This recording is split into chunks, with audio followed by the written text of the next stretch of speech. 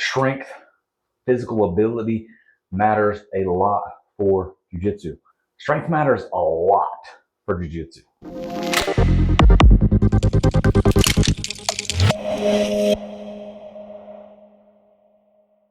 So welcome back to the channel. Thank you so much for everyone that tunes in. I really mean that. When you comment, your likes, your subscriptions, it all means a lot to me. I love having this channel. I love putting out information as I come across it, whether it be reviewing equipment, talking about strength training programs, endurance, general health and fitness information. Recently, what I want to talk about in the video today, recently I did my very first ibjjf jiu-jitsu competition. I've done jiu-jitsu competitions in the past, but if you don't know, ibjjf is one of the #1 jiu-jitsu competitions that you can do in the world. It's one of the most world-recognized jiu-jitsu competitions. They have a ranking system. Everything is very legitimate. You have to be an ibjjf member through an approved ibjjf black belt professor in school that is also a member. So there's some hoops you have to go through to make sure that you're a member of ibjjf. The rule sets are really strict. They're highly regulated. So I recently got my blue belt in jiu-jitsu, and I wanted to do my very first competition at blue belt. I chose to do an ibjjf competition. I knew that there would be quite a few people there in my division. Hate signing up for a tournament and then there's only one person there to compete with. So I knew there'd be quite a few people. And then once I got into absolute division, the open weight class, I could at least get in some good roles, but also it'd be a good experience just doing ibjjf. But that leads me to why I wanted to make this video after doing it. I go into my first match. The first guy that I go with, immediately when we got done, he's like, "Holy crap, dude, you are crazy strong." He's like, "What did you do? Cut weight from 250 pounds?" And I weighed in at like 204. Didn't cut hardly any weight. I did weigh 208 before I signed up for the competition. I had to make it to 208 with the gi on, so I did cut down to 204, but not a big weight cut there, obviously. So his first thing was like, "Dude, you're crazy strong." The crazy thing is, I really didn't use like much strength. I wasn't, my style, I'm not like super hyper aggressive.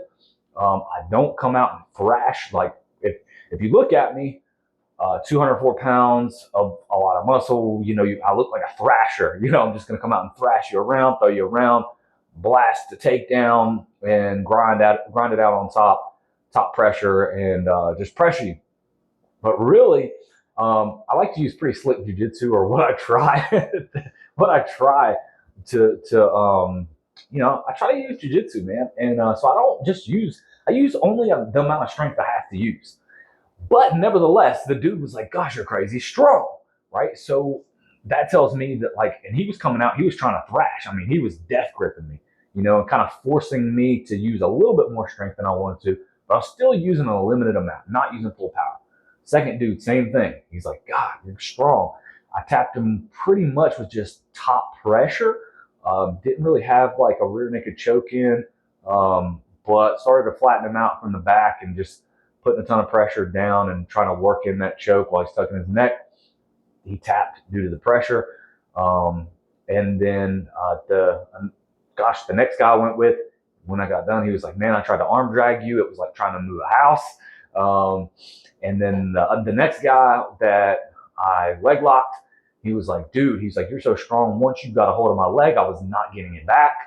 And then the last guy that I went against was the biggest and heaviest guy that I went against. He was like, "Holy F, dude, you are so crazy strong." He's like, "I got young guns, 20-year-olds in my gym, and they're not near as strong as you." He's like, "Man, you are crazy strong." And like the thing about it is, I really didn't use that much of it's not like I came out just hyper aggressive and bullied these guys around. I was being super reserved, super conservative. I was worried that I would gas out a lot of times. I think where I've got some fairly decent strength and power, if I don't regulate that well, I can gas out. I have decent aerobic endurance and I have decent strength, but that in the middle zone of like a 30-second burst to 1-minute burst can really tank me if I'm not super careful. So because sometimes I don't know how to regulate my power in those zones. So again, being super conservative. So what I want to talk about in this video is strength and how did I get that strong? How did I get to a point where all these men think that I'm like the strongest dude they've ever grappled? Because I'll tell you this, my strength numbers are not the most impressive numbers that you've ever heard. Not one of my strength numbers. I mean, I might have a couple things that are like kind of a little bit, but you wouldn't really feel those in jiu-jitsu, I don't think. Like my number one talent in CrossFit, the thing I was really best at or most genetically gifted in was shoulder endurance. And like that's not going to come off as like super strong or powerful in jiu-jitsu. Like, I mean, it was just shoulder endurance. Like I could do a lot of handstand push-ups.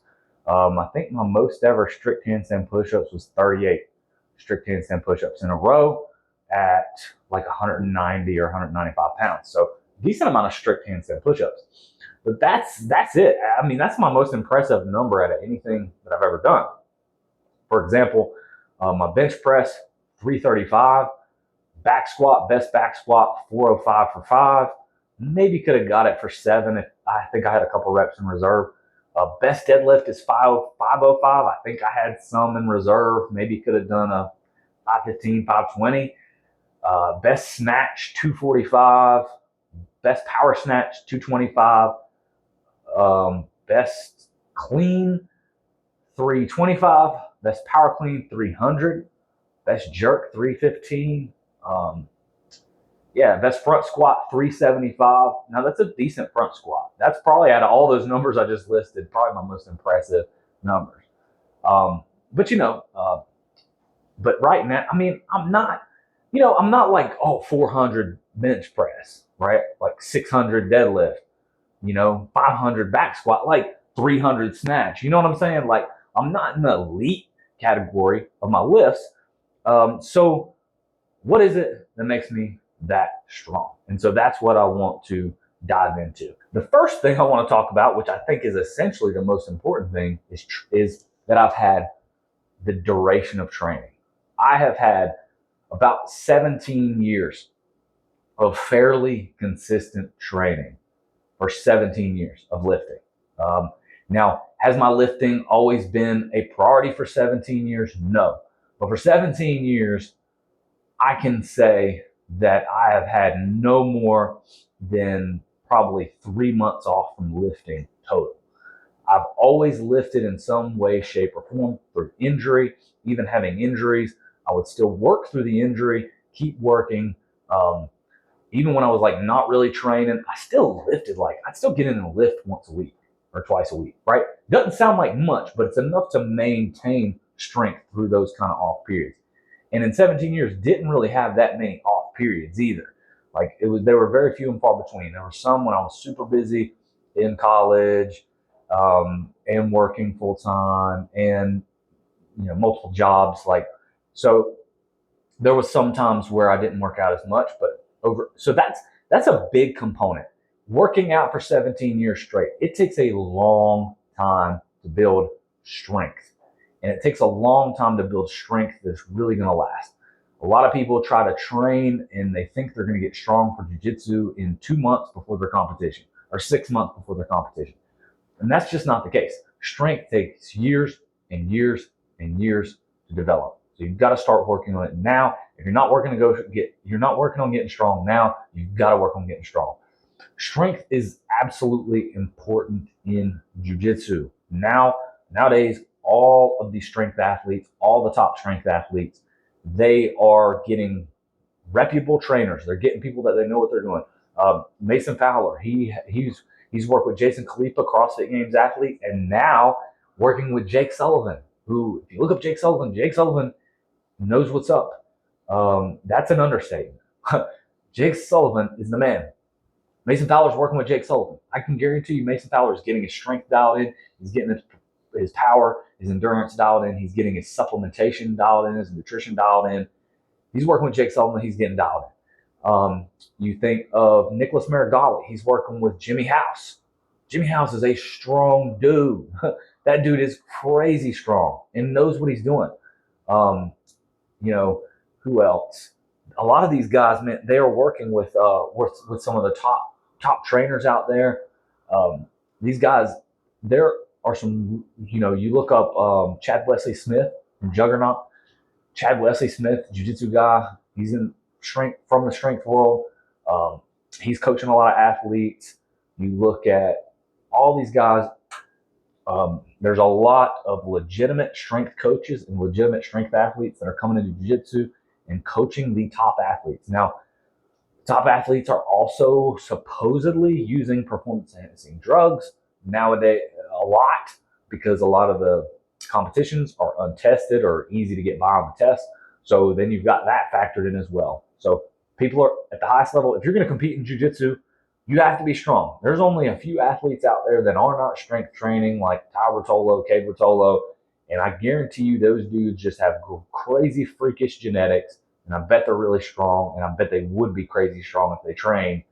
I bet they have crazy genetics. Like, it wouldn't surprise me if those dudes had been doing Olympic lifting their whole life, if they wouldn't be some of the best Olympic lifters in the world. Like, dedicated, hard workers, probably extreme genetics.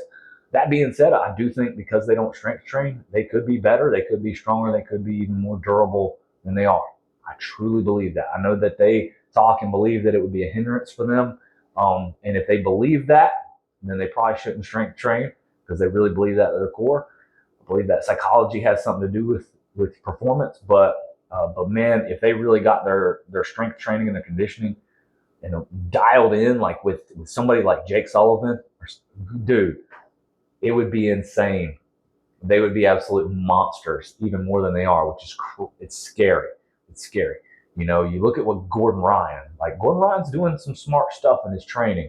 Like, he knows what's up. Like, he's not stupid, or his trainer is not stupid. Like, they know what they're doing. They're doing some really smart ways to train to be strong for jiu-jitsu. But all that being said, my point is in this section is you have to strength train for a long time. You have to have thousands and thousands and thousands of contractions, muscle contractions, to really develop the strength, and not only that, but your durability, to build tendon strength.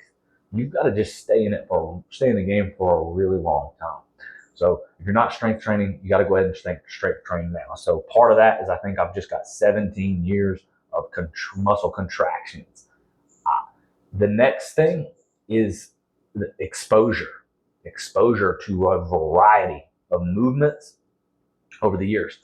I've done almost every type of strength training and endurance training under the sun. I mean, I've done lots and lots of different strength methods, muscle building methods, endurance building methods. I've done so many different movements over the years, full range movements, like everything. I mean, you'd be hard pressed to find a movement on YouTube, a legitimate strength movement that I haven't done and had some kind of progression in for multiple weeks on end. I've just trained that long, that I've had that much exposure. Outside of exposure to movements in the gym, I've done jiu-jitsu for probably a total of 5 years total, 4 or 5 years. I trained 10, 12 years ago for years in no gi, or a couple years in no gi, not super consistently, but so I did have some no gi training under my belt before I recently came into jiu-jitsu. Which is how I got my blue belt, like, fairly quickly. And even my professor said I probably should have got my blue belt even a little quicker than I did, because I came into training in May of 2022, knowing basically like all your basics. I just hadn't trained in the gi, so I had a lot to learn and a lot to catch up on in the gi. But I kind of knew all the basics in the no gi. In no gi, I was probably fairly. When I quit jiu-jitsu back in 2012, I was probably, you could probably say I was like a 3-stripe white belt or something like that if I had to evaluate myself now. So, like, I had a decent amount of rolling time, jiu-jitsu, I played sports when I was younger. I played all variety of sports: basketball, baseball, football. I did taekwondo for years and kickboxing. I did all that. Um, I wrestled only 1 year, but I had a lot of exposure there. And then when I got out of school, and even during school, the summers and weekends, and later on, I did a ton of hard labor. My dad was a brick mason, and I was a mason's laborer for years, where I would just go around and haul around wheelbarrows full of cement and blocks and bricks, and it was like that kind of farm strength. I had that exposure to just like grinding for 10 hours straight. So obviously built some mental resilience, but built a lot of toughness, endurance in that, and kind of some farm strengths and GPP, a lot of carries every day, like heavy loaded carries and stuff like that. So CrossFit, powerlifting, Olympic lifting, like just built bodybuilding, tons and tons of exposure to tons of different movements through full ranges of motion. So I think what happens is when you have all that exposure and you've trained for years in tons and tons of different methods and modalities, you just build this like full motion, full body strength, this all over strength. Whereas if I had just done bodybuilding for years, like strict old school style bodybuilding, you would feel me and feel like I was strong. But there'd probably be some holes. There'd probably be some gaps there. And I think with me, I'm not like impressive in any one certain area, but there's not really a lot of holes. There's not really any holes or gaps in my strength. Like for the most part, pretty well rounded. Like even when I went into CrossFit, like straight out the gate in CrossFit, it was kind of the same way. I was just well rounded in everything. There wasn't any certain movements that I was horrible at. There wasn't anything I was elite at hardly, but there wasn't anything I was bad at. So immediately like came into CrossFit in my first year. I think I got top 6% or top 6 or top 8% in the world straight out. First year, I hadn't even been doing jiu-jitsu, CrossFit for like 6 months, and top 6% or top 8% in the world. That wasn't because I was like phenomenal in anything. It was just because I was like well-rounded. I was just like super well-rounded. And I think that applies in jiu-jitsu too. So I think when somebody takes hold of me, just don't really have any gaps anywhere. Like I don't have any real serious lingering weaknesses. A lot of core strength. But we'll get into that a little bit. So we talked about the exposure. I want to talk about the next thing that I think really makes somebody feel strong when you grab hold of it. I think having a strong big three, so like having a strong bench press, squat, deadlift, to develop that real top end absolute strength or top end nervous system strength. I think when you train heavy deadlifts, especially heavy deadlifts, because they're typically your heaviest lift, you develop such nervous system energy, because strength really essentially is electricity. Like true raw strength is electricity going through your body. When you build that 1 rep max strength, you build that top end strength, I think that has a big impact. Here's one way that I can kind of explain that. So if I go right now and I test my grip strength without really waking up my nervous system, I just test my grip strength right now. You got them little meters. I have one in here. You just test your grip strength to see how many pounds you can squeeze. If I tested it right now on my right hand, I bet you I could squeeze like 130 pounds, like just fresh, no warm up, nothing.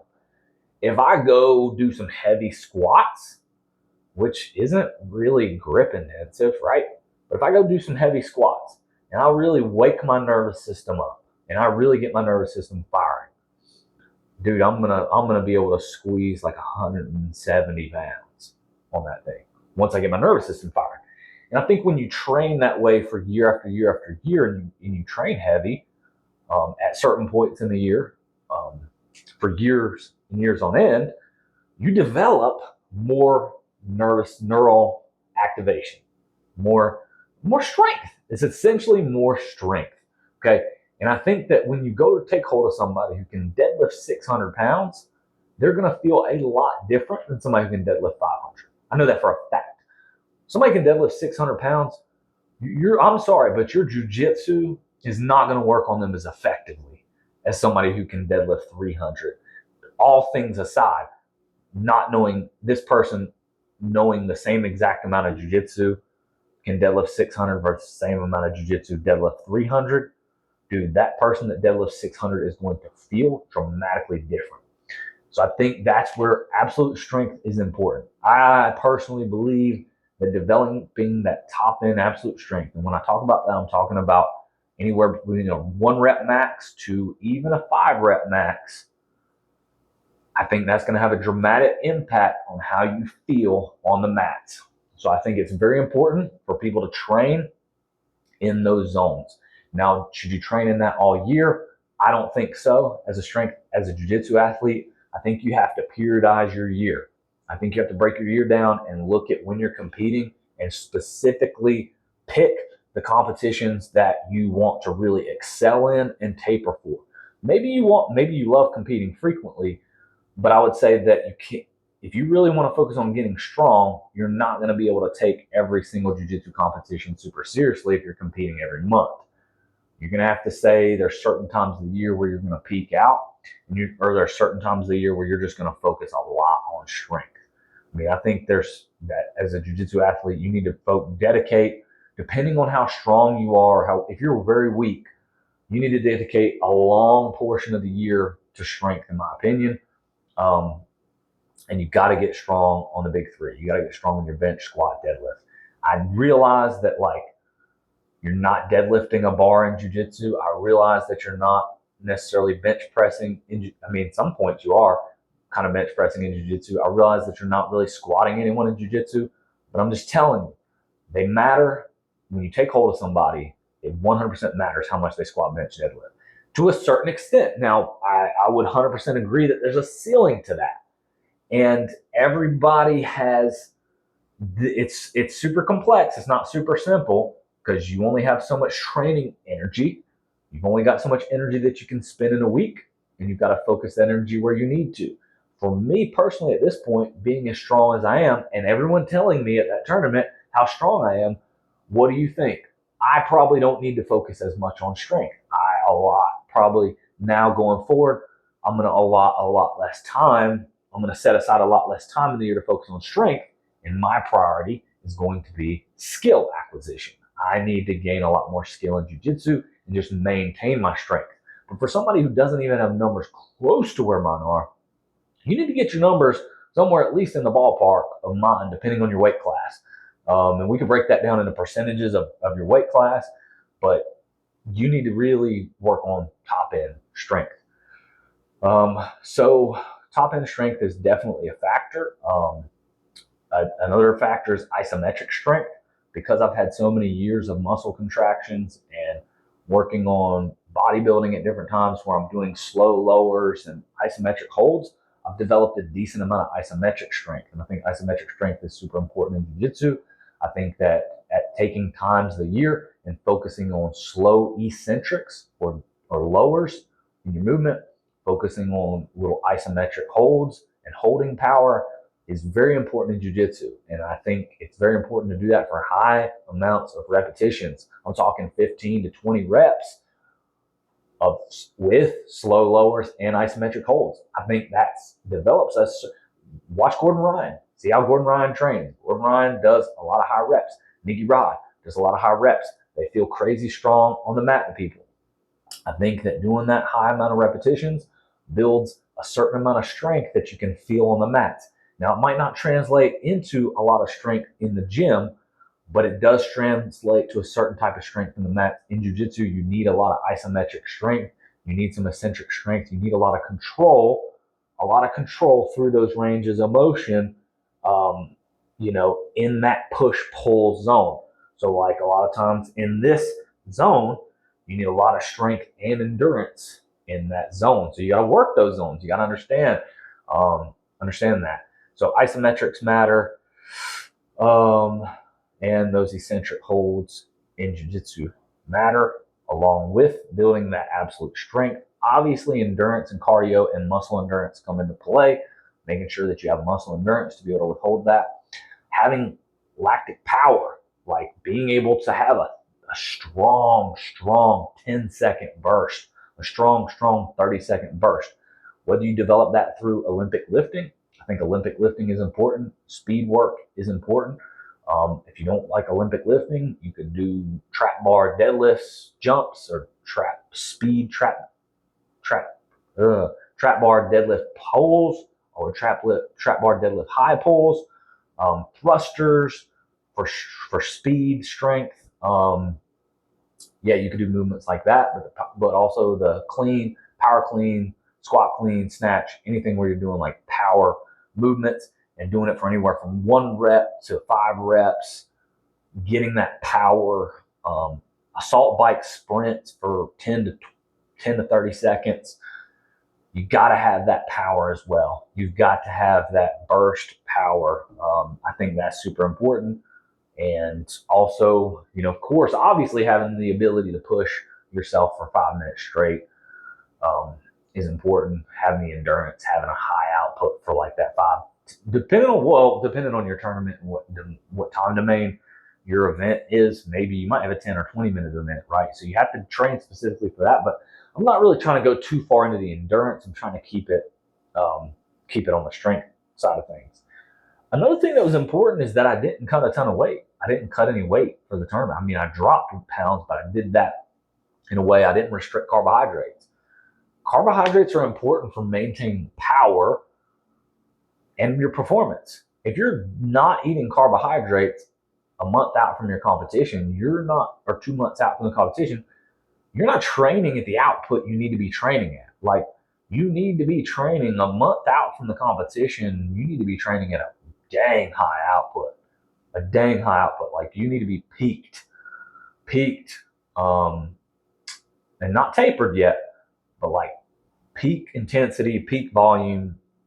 Well, maybe depending on the type of tournament volume, but peak intensity for sure, like a month out from the competition or 3 weeks out from the competition, maybe even 2 weeks out from the competition.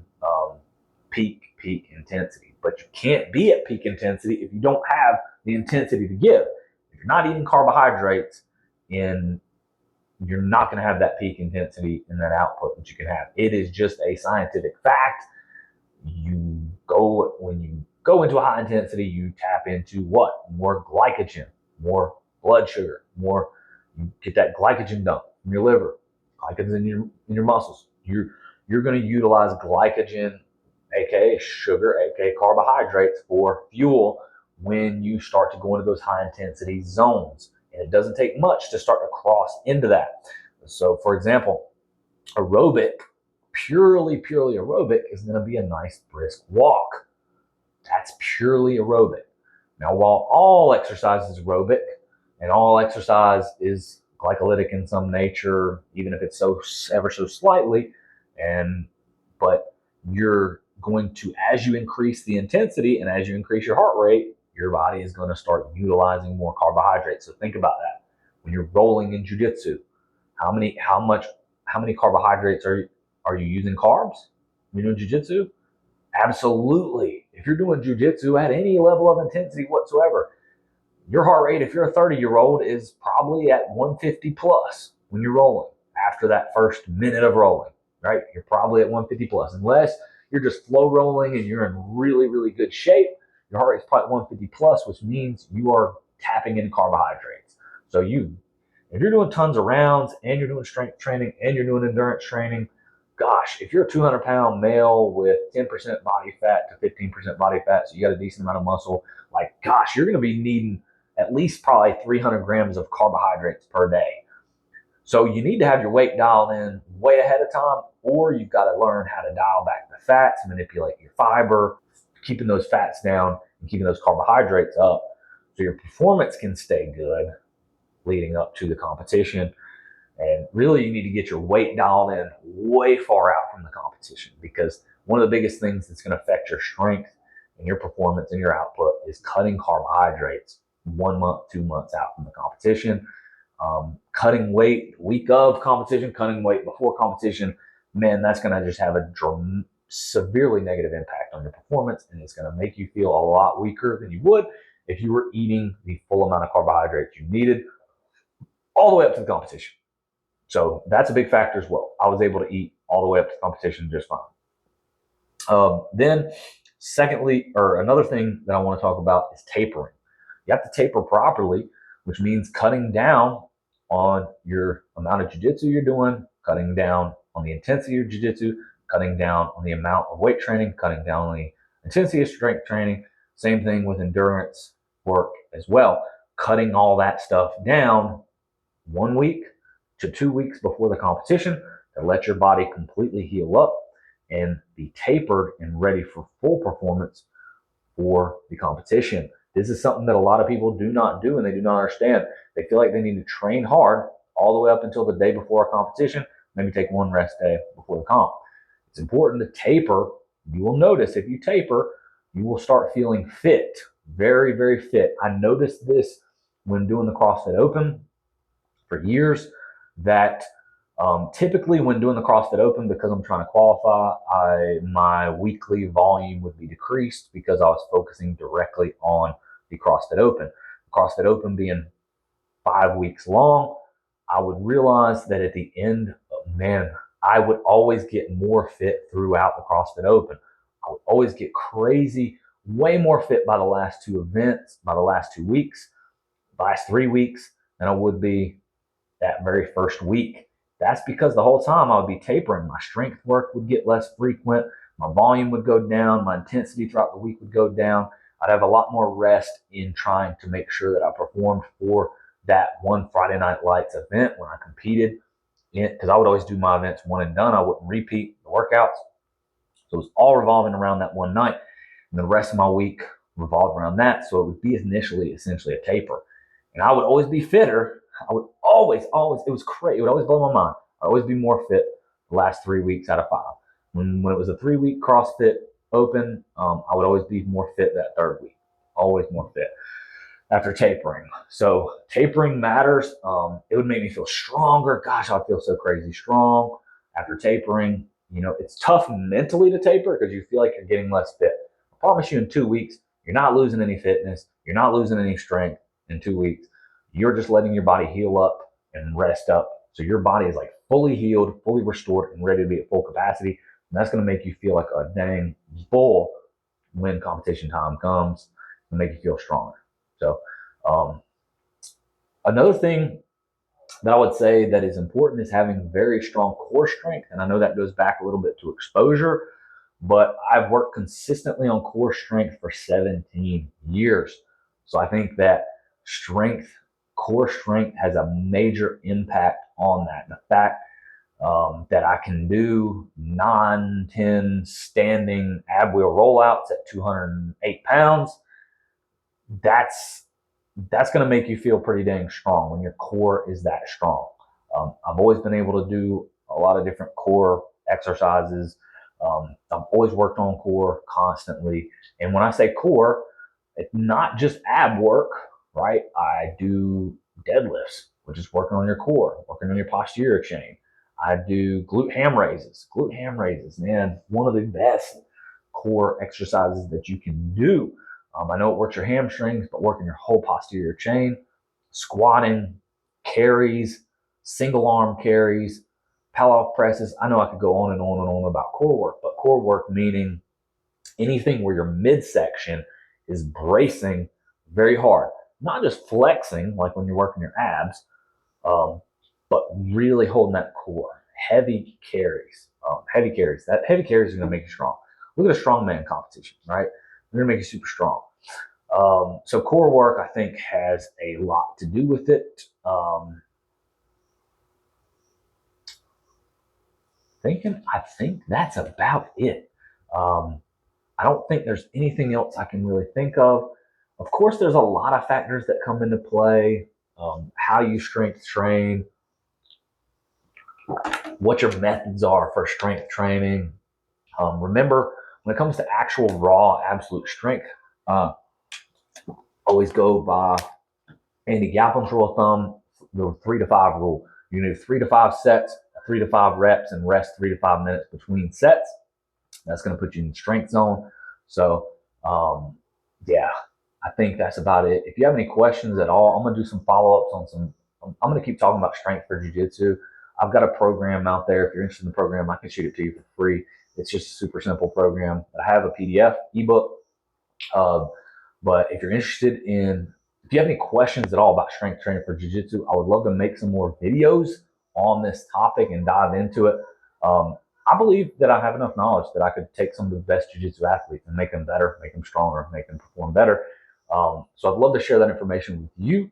I am going to do a video I did get a recent question of should I lift before or after jiu-jitsu, so I'm going to make a video on that. So please leave your questions, any thoughts in the comments. Thank you so much for tuning in and watching.